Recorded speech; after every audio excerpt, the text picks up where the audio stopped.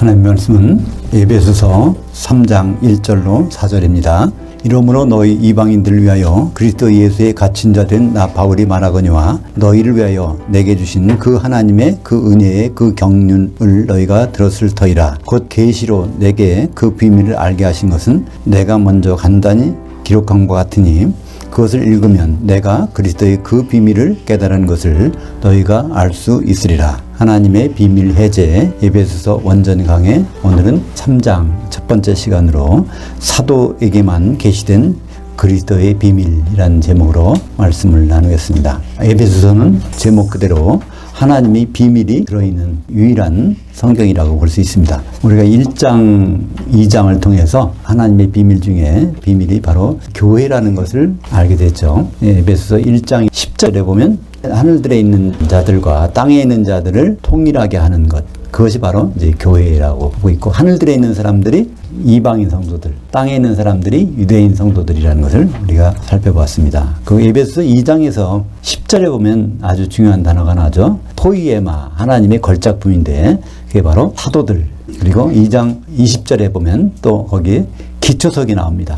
교회 기초석이 바로 사도들. 그래서 그런 내용 때문에 1절에 보니까 이러므로 이렇게 나옵니다. 그러니까 1장과 2장의 내용에서 나온 대로 교회의 일 때문에 너희 이방인들을 위하여 그리스도 예수의 갇힌 자 된 나 바울이 말하거니와, 예수 그리스도의 갇힌 자 된 나 바울. 여기서 갇힌 자라는 단어는 데스미오스라는 단어인데요. 양을 매고 푼다고 할 때 뭐라고 했죠? 매는 것을 데오, 푸는 것을 리오, 그죠? 데오, 리오. 여기서 나온 단어가 명사형이 데스미오스. 나는 메어진 사람이라는 거예요. 사도 바울은요, 예수님에 의해서밖에는 다른 일을 할 수 없어. 바울은 여기서 뭐 때문에 어디가 있는 거죠? 로마 감옥에 가서 매여 있는 거예요. 그죠? 근데 사실은 이 육체적으로 여기 매여 있는 것이 아니라 나는 예수님의 사도로서 매여 있는 자라고 고백하고 있는 것입니다. 100% 예수님이 하라는 일만 하는 사람이라는 것을 바울은 이렇게 예수의 갇힌 자라고 표현하고 있는 것입니다. 바울은 거듭거듭 말하는 거예요. 나는 개인적인 생각을 얘기하는 적이 없다는 거예요. 완전히 예수님의 말씀을 직접 전한다는 겁니다. 그러니까 우리가 항상 이 성경을 읽을 때도요, 우리는 두근두근한 말씀을 읽어야 돼요. 특히 신약 성경은요. 왜 그럴까요? 예수님이 직접 사도를 통해서 하신 말씀이니까. 우리는 그냥 아무 감각 없이 이런 것을 읽을 수는 없는 것입니다. 2절 보면 너희를 위하여 내게 주신 그 하나님의 그 은혜의 경륜을 너희가 들었을 터이라. 그러니까 사도인 바울에게 주신, 누구 때문에? 너희들. 그러니까 우리 교회를 위해서 사도에게 뭘 줬냐면 은혜의 경륜을 너희가 들었을 터이라. 이 경륜이라는 단어는 경제라는 단어입니다. 살림살이에요. 오이코노미아 헬라에서 이코노미라는 용어가 생겼어요. 그러니까 경제하면 살림살이를 생각하듯이 하나님도 살림살이가 있어요. 하나님이 이 우주 만물을 왜 창조하셨을까요? 그분의 살림살이를 위해서. 그분의 살림살이 해갖고 마지막에 얻으려고 하는 것이 무엇일까요? 예수 그리스도의 혼인입니다. 그죠? 경륜이란 단어는요, 두 가지로 번역됩니다. 청지기직 또는 경륜이라고 번역되는데, 청지기는요, 주인의 창고에 있는 그 모든 물건을 어디에 있는지를 안단 말이에요. 그죠? 그러니까 그거를 필요한 가족 구성원들에게 그거를 갖다 주는 거예요. 사도는요, 우리에게 필요한 것을 하나님이 창고에서 갖다가 전달해 주는 사람들입니다. 이 신약 성경이 바로 사도들의 글인데, 이걸 보면 우리에게 필요한 모든 것을 하나님이 창고에서 있는 것을 우리에게 주는 그런 역할을 하고 있다는 겁니다. 8절과 9절에 나오는 내용을 여기서 설명하고 있는데요. 3절 보면 또 계속해서 말합니다. 계시로 내게 그 비밀을 알게 하신 것은 내가 먼저 간단히 기록한 것 같으니. 그걸 그냥 주신 것이 아니라 계시로. 계시란 말은요, 커튼이 있으면 커튼을 쫙 열었다는 얘기입니다. 아포칼립시스라고 하는데 헬라어로 칼립시스라는 것은 커튼 뚜껑입니다. 커튼 그 커버. 아포라는 것은 찢어냈다는 거야. 하나님의 비밀한 내용을 완전히 사도 바울에게는 감추지 않고 100% 알려준 그 내용들을 우리에게 공개하는 것입니다. 그게 바로 내가 먼저 간단히 기록한 것 같으니. 이게 뭘까요? 지금 우리는 에베소서 3장을 보고 있습니다. 1장과 2장에서 그런 내용을 간단히 기록했는데 이제 깊이 자세히 얘기하겠다는 그런 말이죠. 4절 보겠습니다. 그것을 읽으면 1장과 2장을 자세히 읽어보면 내가 그리스도의 비밀을 깨달은 것을 너희가 알 수 있으리라. 그러니까 사도가 무슨 일을 하는지를 알 수 있다는 말입니다. 한마디로 사도는 그 교회를 섬기는 일이에요. 교회가 뭘까요? 교회는 예수님과 혼인할 거니까 혼인하기 위해서는 뭐가 필요하죠? 중매쟁이가 필요합니다. 그러니까 사도 바울은 자기는 중매쟁이 입장이고 또 교회는 건물과 같습니다. 어떤 건물일까요? 새 예루살렘이라는 건물이에요. 새 예루살렘의 건물이 제대로 세워지려면 뭐가 제일 중요할까요? 기초가 중요합니다. 모든 건물은요, 기초가 완벽하지 않으면 언제든지 허물어질 수 있어요. 사도의 입장은 완전히 기초석입니다. 사도들의 말씀에 서 있지 않은 교회는 언제든지 무너지게 되어 있습니다. 그러니까 우리가 구약 성경도 중요합니다. 다른 것도 중요해요. 그러나 그것은 어디까지나 이 세상 육신을 입고 살 동안에 중요한 것이지 우리가 앞으로 1000년 동안을 어떻게 살 건가 알려면 사도들의 말씀을 조금 더 무시해서는 어느 부분도 무시해서는 우리가 견디질 못합니다. 결국은 천년왕국에 못 들어가는 것이고 새 예루살렘 성에 못 들어가는 것이죠. 이것이 사도 바울이 거듭거듭 얘기하는 거예요. 내 말은 내 개인적인 말이 아니야. 100% 주님의 말이고 주님은 교회를 통해서 혼인하는 건데 사도들은 교회의 기초석이고 또 교회의 중매쟁이라는 것을 말씀하고 있는 것이죠. 이 말을 근거가 뭘까요? 사도가 언제 그런 말을 들었을까요? 계시를 받았을까요? 예수님은 승천하시고 예수님이 계실 때 사도들 12사도 외에는 사도 바울은 들어가지 않았는데 예수님이 특별히 사도를 셋째 하늘로 불러가지고 거기서 계시를 해주신 거지. 어디 나올까요? 고린도후서 12장 1절 무익하라마 내가 부득불 자랑하노니 주의 현현들과 계시들을 말하리라. 주님을 직접 봤다는 거예요. 현현이라는 건 주님이 나타나는 현장을 봐서 또 거기에 계시 주님이 직접 알려준 것을 자기가 다 가지고서 이 말을 하고 있다는 것입니다. 에베소서 1장 9절과 10절을 보면은 그 내용이 무엇인지를 우리에게 다시 설명해 주고 있죠. 5절 보겠습니다. 이에 그의 거룩한 그 사도들 곧 선지자들에게 성령으로 나타나신 것 같이 다른 세대들에서는 하나님의 아들들에게 알리지 아니하셨으니 이 말이 굉장히 중요한데요. 성경을 보는 시각, 성경을 보는 관점이 참 이 말에 달려 있습니다. 하나님, 특히 예수님은 사도들을 통하지 않고서는 누구에게도 하나님의 비밀이라는 것을 알려준 적이 없다는 것입니다. 어떤 분이 40일 기도했더니 하나님의 어떤 음성을 들려주시더라. 그건 100% 가짜일 수가 많습니다. 왜냐하면 사도들 외에는 어떤 사람들에게 어떤 시대에도 준 적이 없다고 그랬는데, 그죠? 여기도 바로 그 사도들 곧 선지자들. 우리말 번역에는 어떻게 되는지 아세요? 그 사도들과 선지자들이라고 되어 있어요. 그러니까 신약의 사도들과 구약의 선지자들 이렇게 우리는 오해하도록 번역이 되어 있는데요. 헬라어에서는 명사와 명사가 또 연결될 때 앞에 명사에는 정관사가 있고 뒤에 명사에는 정관사가 없을 때 뒤에 명사는 앞에 명사를 설명해 주는 거예요. 둘 다 따로따로가 아니라. 그러니까 여기에 사도들 그들이 바로 선지자들이라는 말입니다. 선지자라는 것은 전에도 말씀드렸듯이 프로페테스, 프로라는 것은 바깥으로 끄집어낸다는 것이고 페테스라는 것은 빛으로, 그러니까 빛을 쏘여서 바깥으로 끄집어낸다. 이걸 쉽게 생각하면 사진사라고 생각하면 됩니다. 그죠? 엑스레이를 찍어보면 우리 속의 몸에 폐가 어떻게 생겼는지, 병이 들었는지 안 들었는지 그걸 뚜렷이 이제 볼 수가 있잖아요. 원래 성경에서 프로페테스는 하나님의 속마음을 샅샅이 드러내서 알려주는 사람. 그게 누구라고요? 사도라는 것입니다. 사도는 하나님의 속마음을 찍어주는 영적 사진사라고 쉽게 생각할 수 있습니다. 다시 한번 볼까요? 다른 세대의 사람의 아들들에게는 알리지 아니하셨으니. 지금도 마찬가지입니다. 지금도 누구에게 어떤 신령한 뭘 받았다 하는 것은 전부 다 하나님께서 온 것은 아니라 다른 데서 왔다고 볼 수 있습니다. 하나님께서 온 거라면 뭐라 같을까요? 사도들이 말과 똑같다면, 어떤 사람이 예언받았는데 거기 성경에 사도들이 말한 거 똑같다면 그 사람 하나님께 받은 것일 수가 있어요. 그렇지 않다면 그건 다 의심해야 되는 것이죠. 그래서 우리가 예수님 모셨을 때 공중에 올라가서 심판을 받을 때 그때 뭐로 심판받을까요? 바로 사도들이 말을 얼마나 받는지, 꼼꼼히 받는지, 그걸 가지고 쉽게 말하면 시험을 치릅니다. 시험을 치르는데 출제 범위가 정해져 있어요. 출제 범위는 사도들의 말, 신약 성경을 구석구석까지 조금이라도 본 사람, 그것은 합격, 장성한 양, 영생. 그렇지 않은 사람은 새끼염소. 그러니까 양으로 자라다가 갑자기 마지막 판에 다른 걸 먹어. 여기 새끼염소로 변해서 영벌, 지옥 갈 사람, 이렇게 나눠진다는 것입니다. 그것이 마태복음 25장 40절 한번 볼까요? 그 왕이 대답하여 이르시되 내가 진실로 너희에게 이르노니 너희가 여기 내 형제들 중에 지극히 작은 자 하나에게 한 것이 내게 한 것이니라. 여기에 여기라는 것은 공중에 있는 그리스도 심판대. 내 형제들은 12사도. 그 중에 지극히 작은 자 하나에게 한 것이 곧 내게 한 것이니라. 그 중에서 사도들이 말은 여기 마태복음부터 요한계시록까지 있는데요. 이것에서 그 중에 작은 부분까지라도 우리가 제대로 봤다면 그거면 장사한 양이니까 장사한 양이라면 예수님이 문을 두드리실 때 그 말이 들리겠어요? 안 들리겠어요? 당연히 듣는 것입니다. 그죠? 요한복음 10장 27절에 내 양, 내 장사한 양은 내 말을 듣나니 이렇게 말씀하고 있지 않습니까?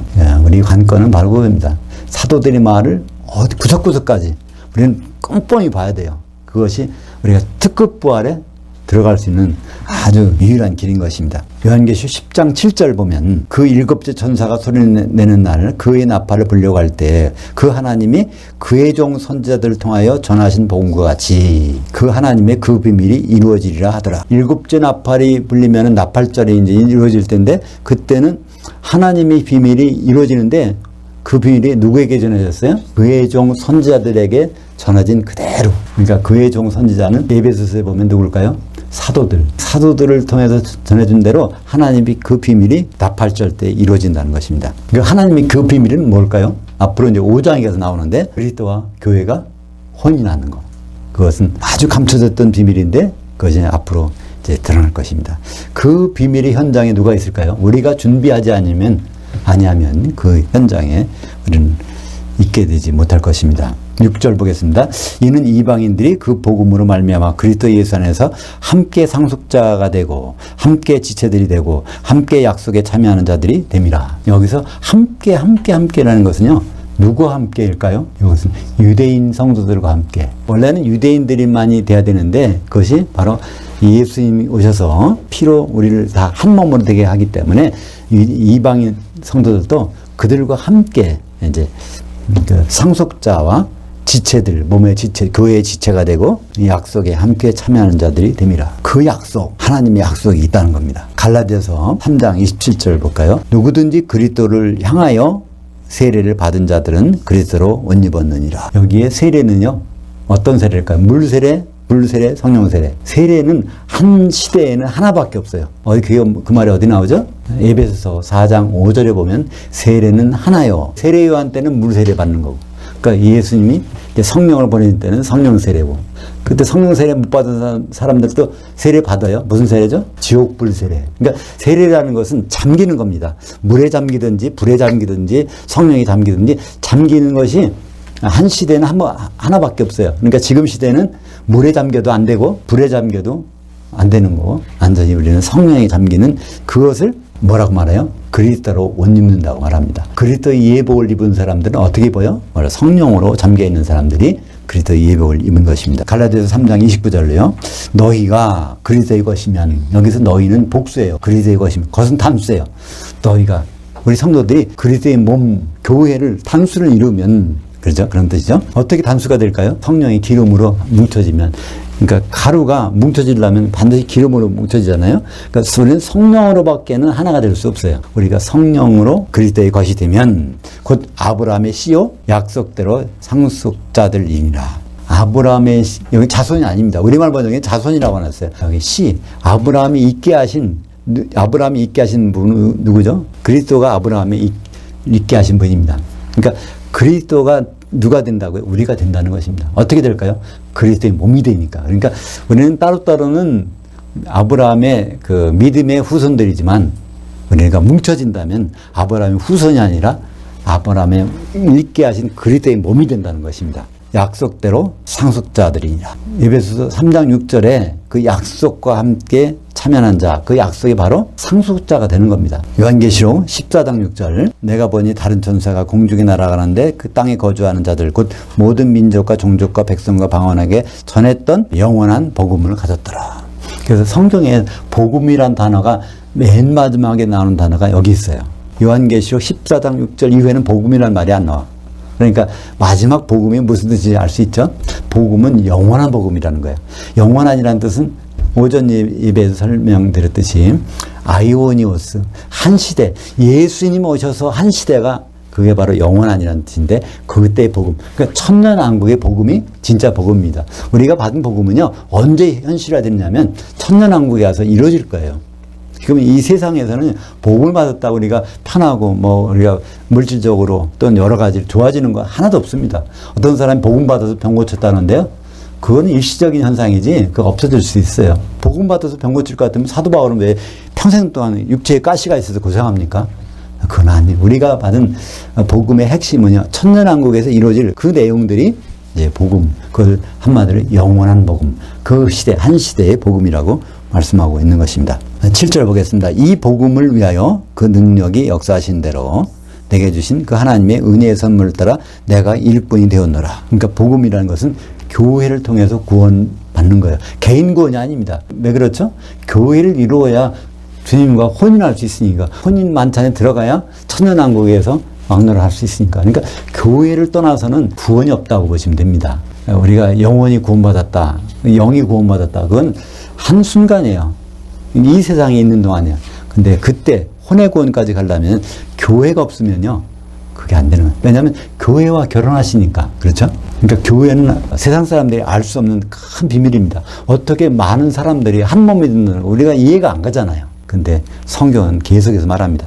계속 단수를 써요. 예수 그리스도의 몸은 하나입니다. 단수입니다. 그게 되기 위해서는 우리가 성령으로 하나가 되는 일이 필요한 것입니다. 복음의 일꾼이라고 그러는데 골로새서 1장 23절과 25절을 보면 복음의 일꾼이 바로 교회의 일꾼이라는 거예요. 그러니까 복음의 일꾼, 교회의 일꾼. 그럼 복음은 결국 뭘까요? 교회가 바로 복음의 핵심이라는 것을 알 수 있습니다. 골로새서 1장 23절, 25절 같이 읽어볼까요? 만일 너희가 그 믿음에 거하고 기초서구에 굳게 서서 너희 들은 바 이 복음의 소망에서 흔들리지 않으면 그러하리라. 이 복음은 천하 만민에게 선포된 바요. 나 바울은 이 복음의 일꾼이 되었노라. 내가 교회의 일꾼 된 것은 그 하나님이 너희를 위하여 내게 주신 경륜을 따라 그 하나님의 그 말씀을 이루려 함이니라. 복음의 일꾼, 교회의 일꾼, 이거 한 자리에서 말하고 있어요. 복음은 교회를 떠나서는 존재할 수 없는 것입니다. 많은 사람들이 복음을 받으라, 복음 전한다 그러는데 교회를 말합니까? 교회를 말하죠. 우리 교회 와보세요. 그러나 그때 교회는 교회 건물이지, 교회의 진정한 뜻은 바로 예수님의 피값으로 사신 것. 그러니까 그분과 혼인을 준비하는 그런 모임이라면 이건 교회예요. 근데 그분과 혼인을 이런 말을 들어보지도 못하고 그 말을 하지도 않는다면 그거는 말만 교회지 사실 교회가 아닙니다. 복음의 핵심은 예수 그리스도와의 혼인이고 그 혼인을 위해서는 성도들이 서로 성령으로 하나가 되는 그 일이 필요하다는 것이죠. 사도 바울이 교회의 일꾼 된 것은 하나님의 그 말씀을 이루려 함이라고 그랬어요. 하나님의 그 말씀이 무슨 말씀일까요? 교회된 하나님의 그 말씀. 에베소서 5장 32절에 보면 이 비밀이 크도다. 내가 그리스도와 교회에 대해서 말하노라. 근데 그 말씀은 바로 창세기 2장 24절입니다. 이러므로 남자가 부모를 떠나 그의 아내 앞에서 한 몸은 이룰지니 하는 그것이 바로 하나님의 그 말씀, 그것이 이루기 위해서 사도 바울은 교회의 일꾼이 됐다고 말하고 있는 것입니다. 그러니까 어린 양의 혼인을 위해서 하나님은 교회를 있게 하셨고, 교회는 혼인을 준비하는 일 외에 다른 일을 한다면 그것은 옆으로 가는 것이죠. 8절 보겠습니다. 모든 성도 중에 지극히 작은 자보다 더 작은 나에게 이 은혜를 주신 것은 측량할 수 없는 그리스도의 풍성함을 이방인들에게 전하게 하시고. 그러니까 그리스도 안에는 풍성한 것이 있는데 그 풍성한 것이 결국은 누굴 통해서? 사도들, 청지기를 통해서 하나님의 곳간에서 그걸 다 우리에게 나눠주는데, 이거 나눠주는 이유가 뭘 때문에? 혼인을 위해서 하나님의 곳간에 있는 그것들을 다 나눠준다는 것입니다. 그 나눠주는 사람이 사도고, 우리는 그걸 가지고 혼인 준비를 해야 된다는 것이죠. 10절, 이는 이제 그 교회로 말미암아 하늘들에 있는 통치자들과 권세자들에게 그 하나님의 각종 지혜를 알게 하려 하심이니. 모든 비밀은, 핵심은요, 교회를 통해서 누구에게? 이 공중에는요, 우리가 안 보이지만 천사들이 있습니다. 천사들은 좋은 천사들도 있고 나쁜 천사들도 있어요. 그죠?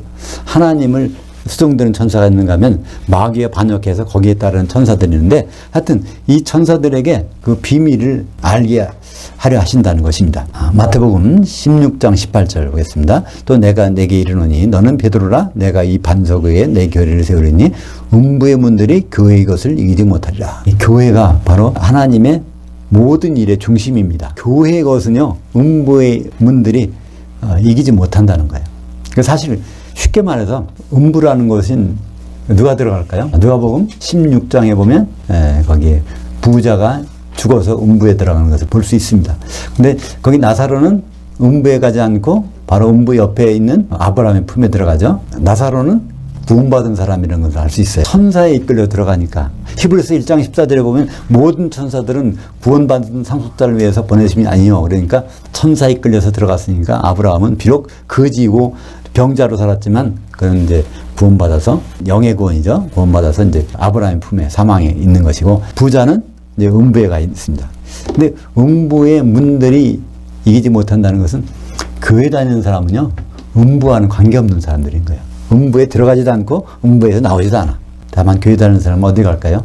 낙원에 들어갔다가 나와서 나중에는 잘 되면 좋은데 못 되면 어디 지옥 들어가는 거예요. 그 음부와 지옥은 전혀 다른 것입니다. 킹제임스 성경은요, 음부와 지옥을 똑같은 단어로 번역해 나가고 이건 정말 헷갈리게 만들어놨는데 음부는 하데스, 지옥은 게헨나. 다른 장소예요. 음부는 불신자들이 영원히 가서 있는 것이고 지옥은 기독교인들이 천년왕국에 못 들어가고 거기서 천년 동안 지내는 것입니다. 그래서 마태복음 16장 18절에 음부의 문들이 그의 것을 이기지 못하리라. 11절 곧 영혼들부터 우리 주 예수 그리스도의 그리스도 예수 안에서 예정하신 뜻대로 하신 것이라. 그래서 이 모든 것들은 그 뜻이라고 번역되는데 그 목적이라는 단어입니다. 프로테시스라고 하는 교회와 관계되는 모든 것들은요, 그 목적이 있는 거예요. 교회 안에 들어와서 신앙생활 잘하라고 기도하고 성경 보고 찬송하고 예배 보라고 교회가 있는 것이 아니라 교회의 목적은 어디까지나 예수님 오시면 혼인할 준비, 그걸 위해서 교회가 있다는 것입니다. 교회의 목적은 뚜렷하다는 거예요. 그게 그 목적이 언제부터? 영원 전부터. 교회가 있기 전부터 교회의 목적은 한 가지밖에 없습니다. 예수님은 목적을 위해서 이 일을 쭉 해가세요. 근데 그 일 하나하나가 어떤 거로 연관되어 있냐면 이스라엘 7절리와 관계되어 있습니다. 마태복음 16장 16절, 20절, 21절 보면 이게 베드로가 예수님 보고 뭐라고 갑자기 말했죠? 주는 그 그리스도죠, 살아계신 하나님의 아들입니다 할 때 그 그리스도, 이것은 그리스도는 선지자일 수도 있고 왕일 수도 있고 제물 드릴 제사장일 수 있는데 여기서 베드로가 갑자기 말한 것은 선지자가 아니라 왕이 아니라 그 제물 되실 그리스도 이렇게 말한 것입니다. 그 순간적으로 갑자기 그게 왜 그런 말 했다고요? 아버지 하나님이 계시해 주셔서 그 순간에 그 그리스도. 마태복음 16장 16절 시몬 베드로가 대답하여 이르시되 당신은 그 그리스도시오 할 때 6월절 날 십자가에서 죽으실 그리스도십니다 이렇게 자기도 모르게 고백한 거예요. 그게 자기도 몰랐다는 걸 어떻게 알 수 있죠? 주여 예루살렘 가서 죽으시면 안 됩니다 그러잖아요. 그러니까 예수님이 사탄아 물러가라. 그러니까 순간적으로 그 그리스도라고 한 것은 십자가에서 돌아가실 그 그리스도라고 말했던 것이죠. 예수님은 왜 그 그리스도가 되어야 되냐면 예수님이 일정에 잡혔기 때문에 그랬습니다. 그래서 마태복음 16장 21절에 보면 이때로부터 예수께서 자기가 예루살렘 올라가 그 장로들 곧 대제사장들과 서기관들에게 많은 고난을 받고 죽임을 당하고 제3일에 살려져야 할 것을 그 제자들에게 비로소 나타내시니, 이때 거기에 생각된 말이 6월절 날 죽임당하고 초옥절 날 살려질 것. 절기에 맞춰서 예수님은 이렇게 하신다는, 예수님의 일정이 목적에 따라서 정해져 있다는 것을 말씀하고 있는 것입니다. 그래서 요한복음 16장 10절에 의에 대하여라면 내가 아버지께로 가니 너희가 다시 나를 보지 못하며, 의라는 것은요 원래 곧바른 길이라는 뜻입니다. 예수님은 자기의 예정하신 길이 있어요. 이 세상에 오셨다가 가셨다가 다시 오실 그런 길이 있는데 그 길 때문에 내가 아버지께로 간다는 거예요. 왜 그럴까요? 아버지께로 가지 않으면 오순절날 성령이 내려오지는 못해. 그러니까 예수님은 이제 6월절 십자가 달리시고 무교절 동안에 오개인 영들에게 복음 전하시고 초국절날 부활하시고 그 다음에 오순절인데 오순절을 이루기 위해서는 아버지께로 가는 수밖에 없어요. 그거를 예수님 뭐라고 말씀하실까요? 성령이 오시면 의에 대해서 책망해 주실 텐데 의에 대해라면 내가 아버지께 가는 거야. 그러니까 아버지께 가야 오순절이 이루어질 수 있어. 근데 오순절은 성령이 내려야 가루가 된 사도들과 가루가 된 성도들이 떡이 될 수 있으니까. 그래서 이제 거기에 예수님은 말씀하시는 것입니다. 그분이 오시면 의에 대해서 설명해 줄 텐데 그것이 내가 아버지께로 부득이 가야 되는 이유를 알려주고 계신 것이죠. 그래서 골로새서 2장 17절에 보면 그 절기라는 것은 장래일의 그림자이나 그 몸은 실체는 그리스도의 것이니라. 그래서 7개의 절기가 다 예수님의 움직일 때마다 그 그림자가 하나씩 있다는 것입니다. 그죠? 그래서 마지막 그림자가 뭘까요? 장막절 그림자가 예수님이 혼인하는 하나님의 장막인 어린 양의 신부를 이루는 것을 나타내고 있는 것이죠. 12절 우리가 그 안에서 그의 믿음으로 말미암아 그 담대함 곧 신을 가지고 나아감을 얻느니라. 여기서 우리는 누굴까요? 사도들입니다. 사도는 이걸 확실하고 우리는 이걸 다 알고 있기 때문에 모든 환란이 있지만은 그것을 담대하게 우리가 하고 있는 거예요. 우리가 헐습시 고생하는 게 아니야. 우리는 반드시 이 길이 있어야 되기 때문에 이게 하고 있으니까 너희들도 염려하지 말라는 것입니다. 그 다음에 나오잖아요. 12절에 우리가 나오고 13절에 너희가 나옵니다. 이것은 우리와 너희를 헷갈리면 문장이 이해가 안 돼요. 우리가 담대하게 나가고 있다 이 얘기가 아닙니다. 우리가 담대하게 나가지 못하잖아요. 누가 담대하게 나갑니까? 사도들은 담대하게 나가는 거야. 그러니까 너희도 담대할 수 있다는 겁니다. 그러면 예수님의 믿음이 무엇일까요? 성경은 많은 부분에서 예수 그리스도를 믿음으로 우리가 의롭게 된다고 번역하고 되어 있는데요. 한 번도 예수 그리스도를 믿음으로라는 말이 없습니다. 예수 그리스도의 믿음으로. 내 믿음이 아니라 예수님의 믿음이라는 거예요. 예수님의 믿음이 어떤 게 과연 예수님의 믿음일까요? 믿음이라는 원래 단어의 뜻은요, 설득당하다라는 뜻입니다. 설득하다는 말의 페이도, 피스티스가 설득당하다. 설득당하는 것이 믿음입니다. 예수님은요, 가장 잘 설득당한 분이에요. 누구에게? 아버지 하나님께 설득당한 분이에요. 언제 설득당하셨을까요? 창세기 3장 22절. 이 아담이 우리 중 하나와 같이 선악을 아는 일에 하나가 되었으니. 그래서 예수님은요, 사람에 대해서 피 흘리시고 죽고 부활하시는. 그러니까 아담이 피 흘려서 자기 하와를 얻은 것처럼 예수님도 그런 설득을 당하셔서 인간으로 오셔서 피를 흘리셔서 교회를 사시고 이제 다시 혼인하러 오신다는 것입니다. 그 예수 믿음은 바로 그 믿음, 피 흘려서 신부감을 말아나는 그 믿음, 그게 바로 예수님의 믿음인 것을 히브리서 12장 2절에 말씀하고 있죠. 믿음의 창시자여 믿음의 종결자이신 예수를 바라보자. 예수님의 믿음이 핵심이 무엇인가를 설명하고 있습니다. 그는 그 앞에 있는 기쁨을 위하여 십자가를 참으사 부끄러움을 개의치 아니하시더니 그 하나님 보좌 바로 그 자리에 앉으셨느니라. 십자가는 피를 흘리는 거예요. 피를 매우 흘리셨다고요? 앞에 있는 그 기쁨이 이게 이제 여성명사입니다. 바로 이 기쁨이 그 신부감을 바라보고 피를 흘리셨다는 거예요. 그게 예수님의 믿음의 핵심이라는 거예요. 그러니까 우리 믿음은 아무것도 될 수 없잖아요. 우리 믿음은 항상 변화가 있어. 그러나 예수님 믿음은 한결같습니다. 혼인을 위해서 피를 흘리셨다는 그 믿음. 우리가 그 믿음을 소유한다면 예수님의 혼인에 동참하는 것이 너무나 당연한 일 아니겠습니까? 그래서 예수님은 십자가 질 때 우리가 병을 때 예수님이 그냥 40대 매를 맞고 십자가 올라가서 세 개의 못으로 못 박힘을 받고 얼마나 아프셨을까 하는데 예수님이 그렇지 않았다는 거예요. 앞에는 기쁨 때문에 그걸 담대히 지었다는 거예요. 왜냐하면 이걸 통해서 교회를 얻고 교회를 통해서 기쁨의 신부를 나오게 된 것을 그 모습을 바라봤다는 것입니다. 그러니까 우리가 예수님과 동일한 믿음을 가지려면 그 신부를 바라보는 믿음, 그것이 우리에게 있어야 될 것입니다. 13절. 그러므로 너희의 구하노니 너희를 위한 나의 여러 환난들에 대하여 낙심하지 말라. 이는 너희의 영광이니라. 그러니까 여기에서 사도는 항상 뭐라고 그랬습니까? 예수님께 묶인 자야. 예수님의 심정을 우리에게 드러내는 자입니다. 그러니까 예수님 십자가에 못 박혔다면 사도들도 그런 환난 그런 걸 당한다는 거예요. 그 환난을 통해서 앞에 나타난 일, 그것은 바로 혼인이라는 것을 우리에게 말해주고 있는 거죠. 오히려 사도들에게 환난 받는 것이 바로 성도들에게는 그 영광이 된다는 것입니다. 그 마지막 모습. 새 예루살렘을 보면은 21장 14절에 12가지 보석으로 되어 있는 기초석이 있어요. 그 기초석 위에 누가 서 있습니까? 새 예루살렘 성, 어린 양의 신부가 서 있는 것입니다. 그러니까 사도들은요, 끝까지 우리를 받치고 있는 기초석이고 중매쟁이고 우리는 그 위에서 빛나는 하나님의 영광이 되는 것입니다. 그래서 교회, 사도 이 두 가지 실체가 없다면 우리의 믿음은 다 헛것인 것입니다. 그러나 중매쟁이인 사도, 새 예루살렘이 기초적인 사도들, 그 위에 우리가 서 있는다면, 그 생각을 하면 이 사도들의 말씀을 작은 부분까지 우리가 안 읽어보고 있을 수 있으니까 특히 자세히 보아야 되는 이유가 있어요. 하나님이 주신 원래의 말씀대로 되지 않고 중간중간에 중요한 부분마다 삐뚤어 해놓은 부분이 있어요. 누가? 마귀가 혼인을 방해하려고.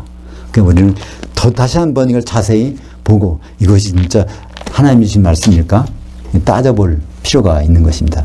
기도하겠습니다. 하나님 아버지, 사도들에게만 주신 복음, 이 비밀을 우리에게 깨닫게 해주시면 감사합니다. 우리가 이전까지보다 앞으로 더 사도들의 말씀에 집중해서 예수님을 영적으로 만나는 그런 교제가 이루어질 수 있도록 인도해 주시옵소서. 예수님 이름으로 기도합니다. 아멘.